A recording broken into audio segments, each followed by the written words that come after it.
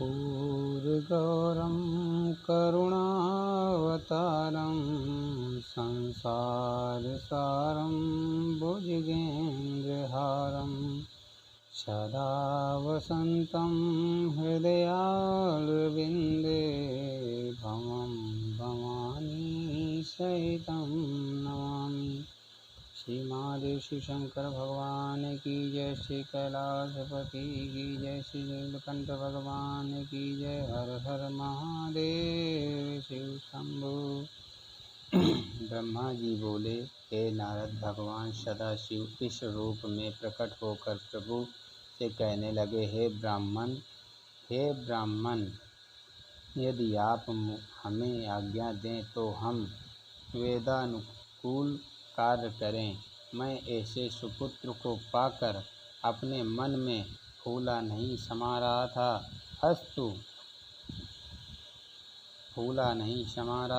अस्तु मैंने उनसे कहा, जब तुम जैसे मेरे पुत्र उत्पन्न हुए हैं तो मेरे संपूर्ण मनोरथ निश्चय ही पूर्ण हो जाएंगे। मैं वेद के अनुसार तुम्हारे जो 11 नाम हैं उन्हें बताता हूँ। मनु, महानिर्स, महान शिव, कृत ध्वज, उग्रता, भवकाल, वामदेव तथा धृतव्रत। तुम्हारी 11 रुद्राणियों के नाम इस प्रकार होंगे: घी, व्रत, सुषमा, उमा, नियतर, इला, अंबिका, इरावती, सुधा, दीक्षा तथा रुद्राणी। इसके अतिरिक्त रुद्र, महेश्वर,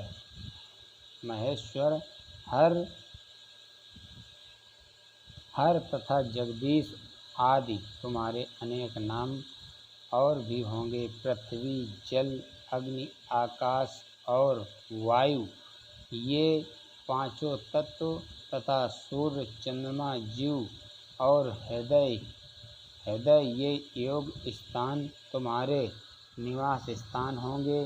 तुम अपनी पत्नियों को भी इन्हीं स्थानों में अपने साथ रखो और संतान की उत्पत्ति करो, जिससे सृष्टि की वृद्धि हो।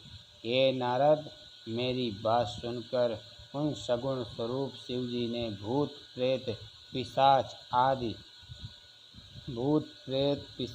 आदि सहस्त्रों प्रकार के भयानक जीव उत्पन्न किए, जिन्हें देखकर मुझे अत्यंत आश्चर्य हुआ। तब मैंने भयभीत होकर उनसे कहा, तुम इस संतान को इसी समय नष्ट कर दो तथा श्रेष्ठ पुत्र उत्पन्न करो। यह सुनकर उन्होंने उत्तर दिया, हे ब्राह्मण, जिन जीवों को बारंबार जन्म लेना और मरना पड़े उन्हें हम उत्पन्न नहीं करेंगे। उन्हें तो आप ही उत्पन्न कीजिए, आप हमें भूलिएगा नहीं। यह कहकर शिवजी ने अपनी माया को मेरे ऊपर से हटा लिया। उस समय मैंने चैतन्य होकर अपना मस्तक दंडवत करने के हेतु उनके चरणों में झुका दिया। यह देखकर शिवजी ने मुझे ऊपर उठाते हुए मेरे मस्तक पर अपना हाथ फेरा।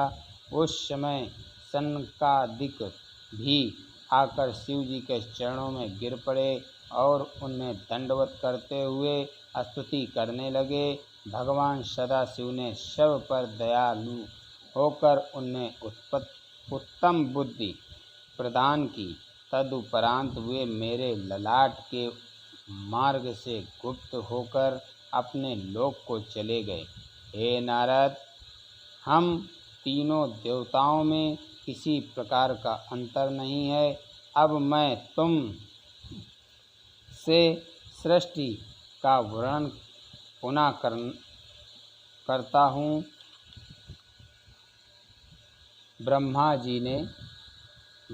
जी बोले, हे नारद, भगवान सदाशिव भगवान सदाशिव की आज्ञा पाकर मैंने सर्वप्रथम पृथ्वी आकाश आदि पंचतत्व पर्वत मूल एवं कला आदि को उत्पन्न किया। तदुपरांत अपनी इच्छा से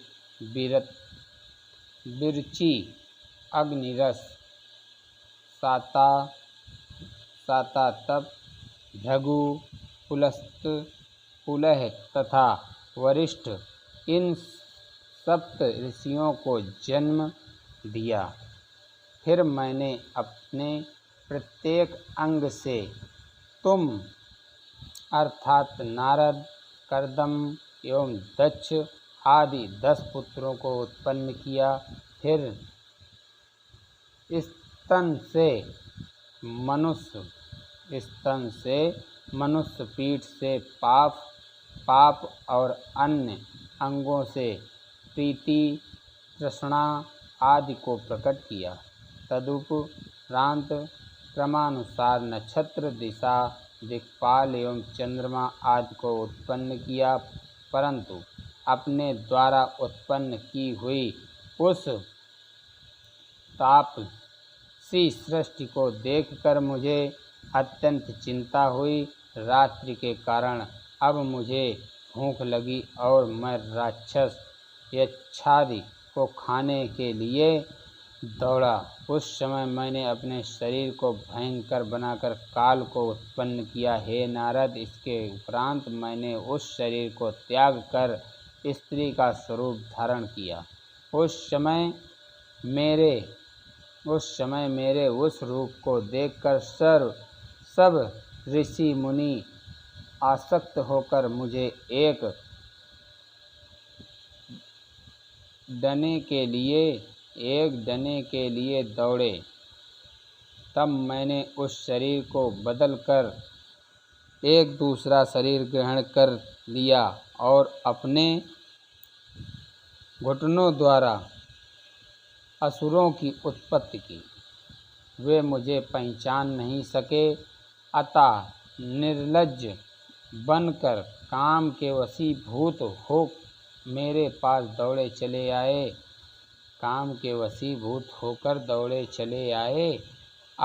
उनके भय से भयभीत होकर मैंने अपनी रक्षा के लिए भगवान सदाशिव से प्रार्थना की और यह कहा, हे प्रभु, आप इन दुष्टों को शीघ्र ही नष्ट कर डालिए। मेरी प्रार्थना सुनकर भगवान भूत भावन ने अप्रकट रूप से मुझे यह आज्ञा दी कि तुम अपने इस शरीर को बदल डालो। तब मैंने उनकी आज्ञा अनुसार अपने शरीर को फिर बदल दिया। जिस समय मैंने शरीर को बदला वह समय सायंकाल कहलाया। उसमें संपूर्ण असुर अचेत होकर गिर पड़े। तदुपरांत मैंने मनुष्यों की सृष्टि की। अस्तु मैंने दूसरा स्वरूप धारण कर राक्षस, गंधर्व, यक्ष, गुहा, किन्नर, किम पुरुष, विद्याधर, ईश्वर, भूत, प्रेत आदि तथा स्त्री को उत्पन्न किया, परंतु इन जीवों की उत्पत्ति से भी मेरे हृदय को प्रसन्नता प्राप्त नहीं हुई। हे नारद,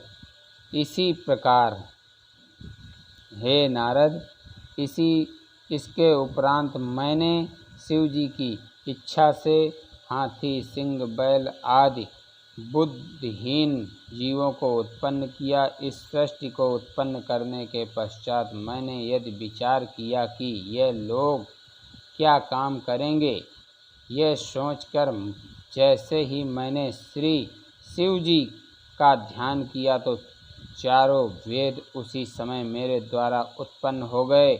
उनसे मैंने धनुर्विद्या, गान विद्या एवं संपूर्ण कथाओं से युक्त पुराणों को, जिन्हें पंचम वेद कहा जाता है, उत्पन्न किया। उसके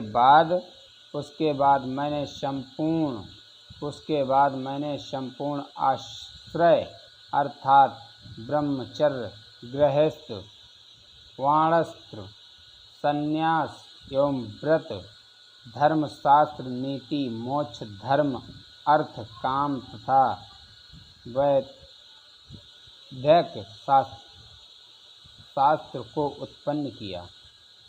इस प्रकार मैं जब संपूर्ण